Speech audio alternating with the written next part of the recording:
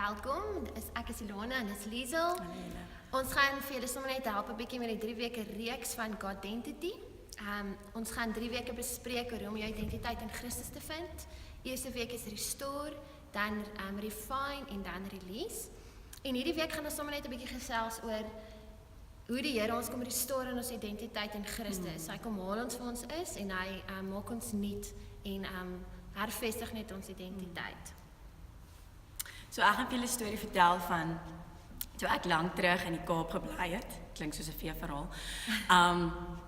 Het ek een aand na, julle weet mos nou, Kaap is redelik onveilig en mens moet die hele tyd jou besittings by jou hou en so half wegsteek in die kar en ek het toe nou nie dit geweet nie.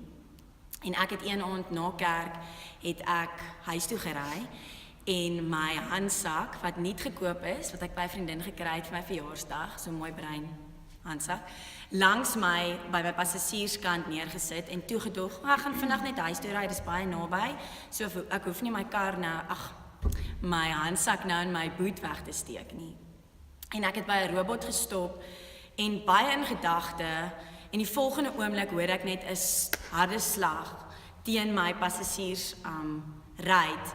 En die volgende oomblik is daar 'n hand en hy ruk my handsak uit. Maar kyk, ek sit daar gil op, soos 'n girl, soos ons girls kan. En ek skree. En ek het net so verskriklik op daai oomblik, net so verskriklik violated gevoel. En gevoel dat iemand het in my persoonlike spasie ingekom en iets van my gevat wat myne was. En ja, maar het weggeloop en ja, totaal en al violated gevoel en nie geweet hoe om dit anders te hanteer as om te skree soos 'n maniak nie. Ja, en eintlik wat ons met die storie bedoel is, soveel kere en eintlik in 'n vrou se lewe is dit inevitable dat dit gaan gebeur. Soveel keer wat die vyand kom en hy kom steel by ons, net soos Liesel veilig gevoel het in haar kar, voel ons gewoonlik veilig in ons omgewing waar ons groot raak, of meestal van ons. Maar tog kom iets in jou persoonlike spasie in, want identiteit is iets wat wie jy is en dis na in jou hart en dit is wie God jou gemaak het. En iemand kom in daai spasie in en kom steel by jou, vat by jou wat nie geregtelik syne is nie en steel dit. Dis iets wat jy ontsettend moeilik terugkry. Soos jy sê, ek het nie jou handsak teruggekry nie. Nee. En dis iets waarmee net die Here ons kan help. As die vyand gekom het om te kom steel, is dit so moeilik om dit terug te kry. 'n goeie voorbeeld van dit is in die Bybel by die vrou wat by die put was, die Samaritaanse vrou by die put. Ja, en ek gaan gou vir julle Johannes 4, ek gaan dit nou vir julle in Engels lees. Ons gaan Johannes 4, soos julle saam met ons wil lees in julle Bybels, is julle meer as welkom. Johannes 4 wat gaan oor die vrou by die put. Now when Jesus learned that the Pharisees had heard that Jesus was making and baptizing more disciples than John, although Jesus himself did not baptize, but only his disciples, he left Judea and departed again for Galilee, jammer julle. And he had to pass through Samaria. So he came to a town of Samaria called Sychar, ek hoop ek sê dit reg, near the field that Jacob had given to his son Joseph. Jacob's well was there. So Jesus, wearied as he was from his journey, was sitting beside the well. It was about the 6th hour.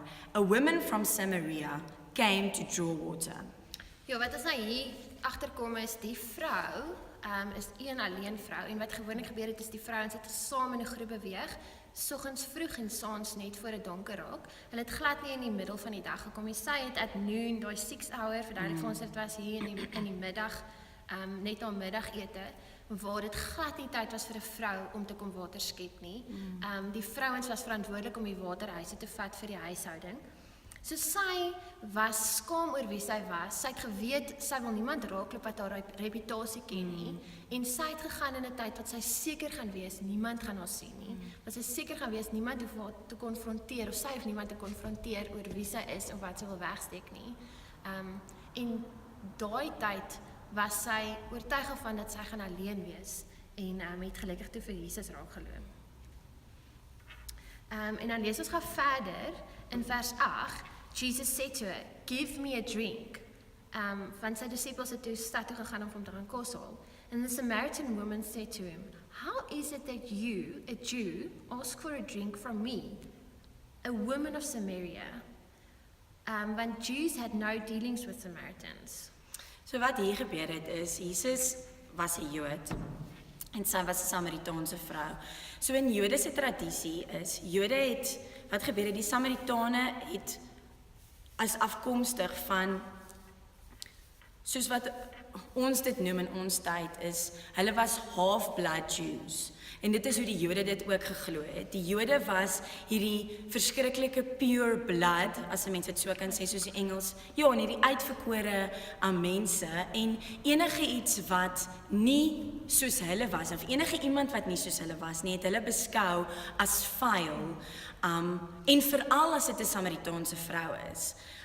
Want die Samaritane, ja, was nie hierdie uitverkore volk nie. Hulle was half Joods en half Samaritaans van geboorte.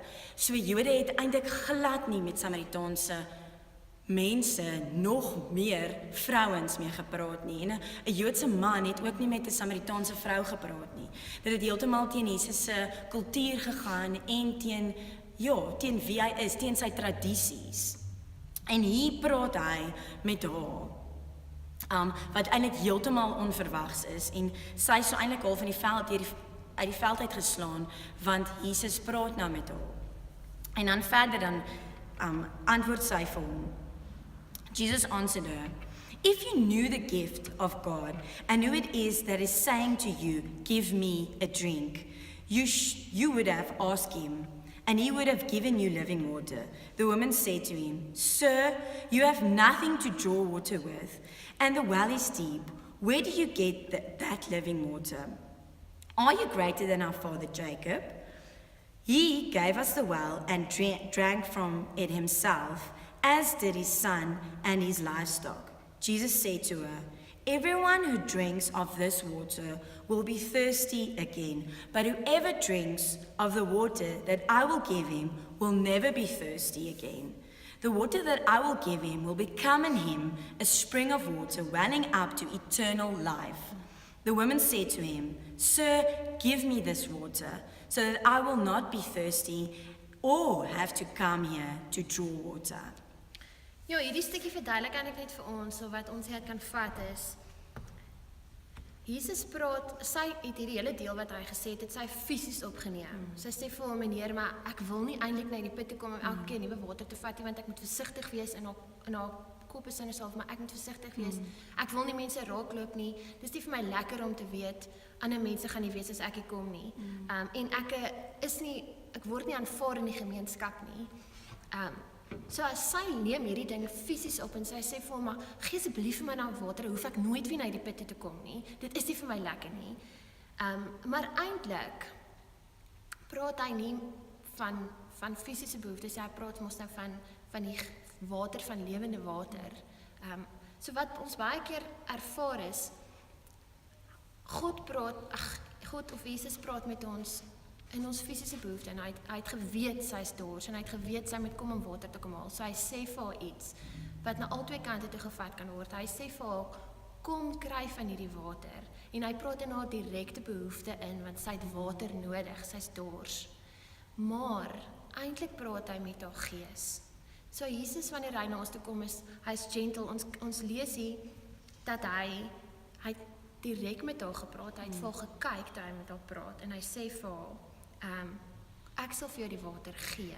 Hy bied vir haar oplossing, hy bied vir haar nuwe keuses, en sê, "Kom na my toe, kom kry die water, en jy hoef nooit weer dors te wees nie."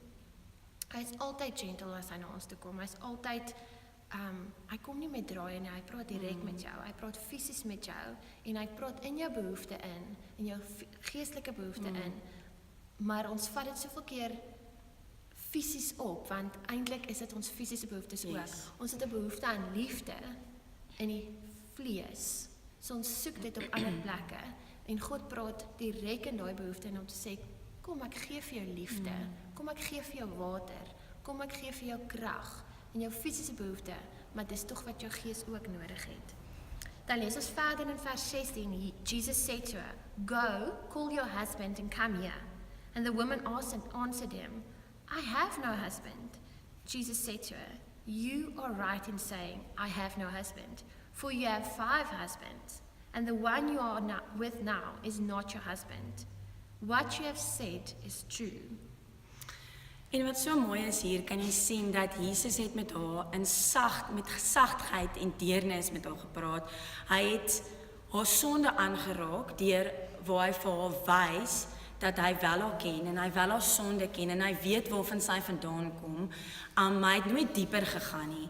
Hy het nooit haar veroordeel nie. Hy het nie met veroordeling met haar gepraat nie. Hy het regtig net dit aangeraak en vir haar gesê wat sy sê is wel waar en dit daar gelaat. En dit is wat dit so mooi maak van Jesus en Jesus en of God, hoe hy met ons praat en waar hy ons vandaan kry, soos wat Ilona gesê het, is hy kry ons waar ons is en hy praat nie met veroordeling met ons nie. Hy praat met deernis met ons en hy kom haal ons van daar af en hy veroordeel ons nie oor wat ons in ons verlede gedoen het nie, alhoewel die goeders wat ons gedoen het nie noodwendig reg was nie. Waar sy ook in sonde gelewe het hy nooit met veroordeling oor haar gepraat nie. Hy het haar verlede aangeraak en dit toe gelos daar. Kom ons kyk hoe sy hom toe geantwoord het. The woman said to him, "Sir, I perceive that you're a prophet. Our fathers worshipped on this mountain, but you say that in Jerusalem is the place where people ought to worship." Jesus said to her, "Woman, believe me, the hour is coming when neither on this mountain nor in Jerusalem will you worship the Father. You worship what you do not know. We worship what we know, for salvation is from the Jews. But the hour is coming and is now here, when the true worshippers will worship this Father in spirit and truth. For the Father is seeking such people to worship him. God is spirit, and those who worship him must worship in spirit and truth." The woman said to him, "I know that Messiah is coming, he who is called Christ. When he comes, he will tell us all things." Jesus said to her, "I who speak to you am he."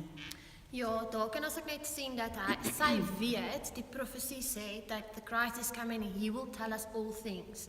En onmiddellik toe hy vir haar sê, "I am he," toe besef sy, hy het eintlik nou net vir haar all things gesê, want hy het vir haar gesê, "Ek weet waar jy vandaan kom, en ek weet wat jy op die oomblik doen. Ek weet, jy het 5 mans gehad, maar die een waarby jy nou is nie 'n man nie, en dat jy in sonde lewe."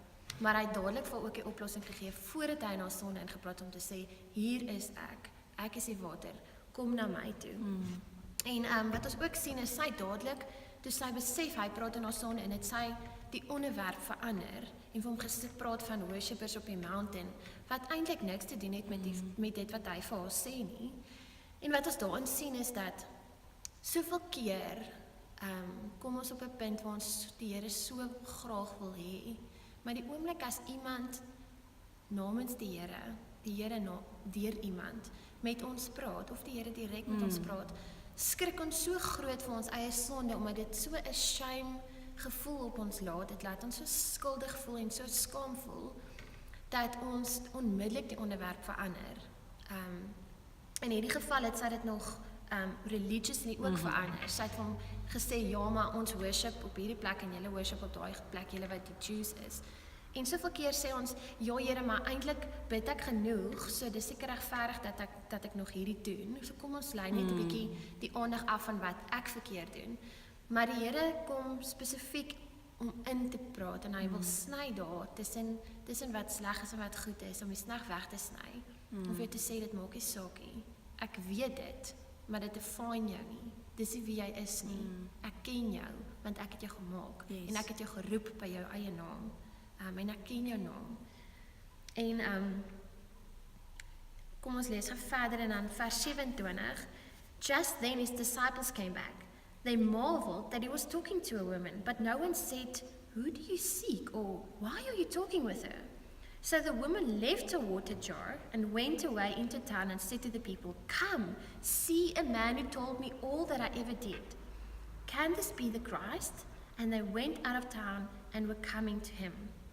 So wat ons hier aan die einde van die storie sien is dat sy disippels het dadelik geweet, hierdie is 'n God intervened oomblik. Die Here is hier besig en hulle gaan nie eers vra nie. Hulle gaan hom net los dat wat hy moet doen, gedoen moet word. Want hy is besig om 'n vrou se lewe te verander. En dan ook het sy in vers 28, so the woman left her water jar and went away into town and said to all the people. Sy het nie eers 2 keer gedink nie, sy het eintlik gekom om water te haal. Want sy het die water nie, anders sou sy nie gekom het op so onmoontlike uur van die dag nie. En ek meen dit was toe die warmste tyd van die dag. Yes. Sy het al water net daar gelos en teruggehardloop en vir die hele town gaan vertel van Jesus. Volgens sê, almal van julle moet kom. Ek het hierdie man ontmoet, wat direk in my gees inpraat, wat direk in my fisiese behoeftes ook inpraat, en hy weet presies wie ek is. Hy vertel vir my wie ek is. Sy het dadelik nie eers ge-worry wat die ander mense sê nie. Sy het dadelik nie ge-worry oor haar reputasie nie. Sy het dadelik ge-worry oor die ander 5 mans wat sy al gehad het, wat die ander mense ook ken en waaroor hulle skinder nie. Sy het nie ge-worry oor wat mense dink nie, want sy het onmiddellik geweet, hierdie man wat sy nou ontmoet het vir haar vertel wie sy is. Hierdie man ken haar en weet wie sy werklik is. Hy ken haar behoeftes en kan dit vul, en sy soek daai lewende water. Die storie gaan aan en dan maak dit klaar dat die hele town het gekom en almal het verander en het die Christus ontmoet. En dis net so profound as ek Engels kan gebruik, want sy het gekies om dadelik haar verlede en haar skaamte af te gooi en die hele dorp te verander deur een getuienis. Sy het haar testimony gebruik. En die vers wat daarna sal julle lees sê, dat testimony is wat sy gebruik het om vir die res te oortuig. En dis wat gebeur, as ons haar skaamte kan afgooi, kan die refining begin. Jesus kom haal ons waar ons was. Hy het na haar toe gekom by die put, hy het haar gaan haal by die put. Hy het nie vir haar gewag, hy het geweet waar sy gaan wees. Hy het haar nie onverwags betrap of haar skrik gemaak of forceer nie. Hy het gekom tot waar sy is en gepraat oor dinge wat vir haar na in die hart is. Hy het haar kom haal waar sy is, sodat hy haar kan restore. En dit is wat ons leer, om van die restore proses na die refine proses te gaan, moet ons die Here ontmoet en sy het die Here ontmoet. Met deernis en met sagtheid en met waarheid en eerlikheid is die hoe hy ons ontmoet. Want hy het geen behoefte om ons af te skrik, hy het geen behoefte om vir ons aan te kla oor ons sondes nie, dis nie sy werk nie. Hy het gekom om ons sondes te vergewe, om ons vry te maak en vir ons lewende water te gee. En toe sy dit besef, kon sy die skaamte afgooi, sy kon alles wat sleg was aan haar en alles wat sleg is aan haar verlede afgooi onmiddellik. En dadelik 'n testimony daarvan maak, om te sê, julle almal weet wat ek al gedoen het, maar hierdie God weet, hierdie Here Jesus het vir my gesê, wie ek werklik is, en kom na hom toe, julle almal, en kom sien. Ja, ek wil sommer net aansluit by wat Ilona gesê het, en net wat ons uit die storie uitleer is, dat maak nie saak wat jou verlede was nie, maak nie saak wat jy gedoen het in jou verlede nie, die Here kan dit, wat jy in die verlede gedoen het, gebruik, en dit omdraai vir goed, en vir sy koninkryk, en om sy naam te verheerlik. En dit is presies wat hier gebeur het. Ons almal kan nie noodwendig relate met die vrou nie, maar ons almal het iets wat in ons verlede wat gebeur het, wat ons oorskaam was, voor ons vir Jesus leer ontmoet het, of daai ontmoeting gehad het met hom, en waar ons hom ontmoet het, en besef het, dat hy kom vat ons uit 'n plek waar ons skaam was en waar ons sleg voel oor wat ons gedoen het, en hy kom haal ons uit daai plek uit en hy kom verander dit in ons testimony. En ons kan vir mense vertel van wat God kom doen het in ons lewe. So ja, ek gaan sommer net vir ons afsluit in gebed en ja, kom ons maak net die oë toe en ons bid net en sluit net dit af. Ag Here, ons kom loof en prys U, Here, dat ons kan weet, Here, dat U ons altyd kom haal waar ons is, Here. Dat maak nie saak, ja, U sê altyd in die woord, Here, dat Your hand is not too short, or your arm is not too short, God, to save us, Here, om ons te kom haal van waar ons is nie, Here. En dankie, Here, dat U ons kom haal waar ons is. U met ons praat waar ons is, Here, maar met soveel deernis en sagtheid, Here, sonder om te veroordeel, Here, kom praat U met ons, Here. En ek kom bid, Here, vir elke vrou wat hierna luister, en vir ons ook, Here, dat ons identiteit sal vind net in U, Here. Ons nie identiteit in mans of in aanvaarding of in modes of in wat die wêreld vir ons sê vind nie, Here, maar dat ons identiteit in U sal vind, Here, en sodra ons identiteit in U gevind het, Here, kan ons uitgaan in die wêreld en vir mense gaan vertel van wie U is, Here. So dankie, Here, dat U 'n God is wat kom nuut maak, Here. U kom restore, Here, soos wat hierdie sessie waar ons praat, Here. U kom restore, Here. En U kom maak nuut, Here, en ons kom loof en prys, Here, dat ons kan weet, ja, dat U vir ons 'n tweede kans kom gee, Here, in U, Here, en met 'n verhouding in U, Here, en U kom maak ons nuut, Here. Ons loof en prys U naam. Amen. So ja, julle, ons gaan volgende week aangaan met Refine, wat dan nou verder vertel, wat dan nou aangaan en aanbou by die restore sessie wat ons nou met julle gedeel het. Ja, so ek wil julle sommer net aanmoedig in hierdie week. Hierdie vrou het ook nie net dadelik haar lewe verander nie. Die feit dat sy 5 mans gehad het en nog steeds by een gewoon het wat nie haar man is nie, het nie noodwendig dadelik verander nie. Dit sal ons nou net in history van geskiedenis van die Bybel kan agterkom. Maar tog het sy die Here aangeneem en kon sy die restore proses van haar identiteit begin en die skaam begin afgooi, sodat sy van daar af kan verder gaan. So vat hierdie week, kom regtig by die Here uit, kom by mense uit wat jou ken en gaan dink oor die dinge wat jy kan agterlos, wat jou swaar maak, wat jy laat skaam voel, want dit is nie waarvoor ons vrouens gemaak is nie. Ons is nie gemaak om skaam te voel nie. Ons is gemaak om net by die voete van Jesus te wees, naby aan die Here en te kan flourish in dit wat hy vir ons gemaak het.